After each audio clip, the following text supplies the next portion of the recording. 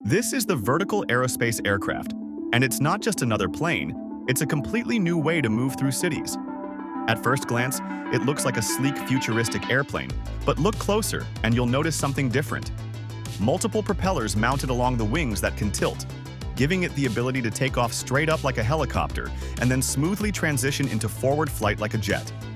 That's the magic of evtol, or electric vertical takeoff and landing, where powerful electric motors spin the rotors to lift the aircraft vertically. And once airborne, those rotors tilt forward so the wings can generate lift, making the flight quieter, smoother, and far more efficient.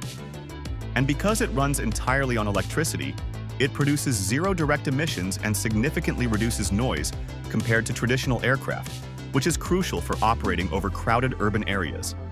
Inside, it's designed to carry a small number of passengers comfortably, making it ideal for short trips like airport transfers, city-to-city hops, or avoiding hours of traffic on the ground.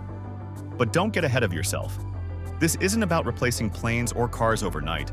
It's about adding a new layer of transport that saves time where it matters most. If companies like Vertical Aerospace succeed, you're not just looking at a new aircraft.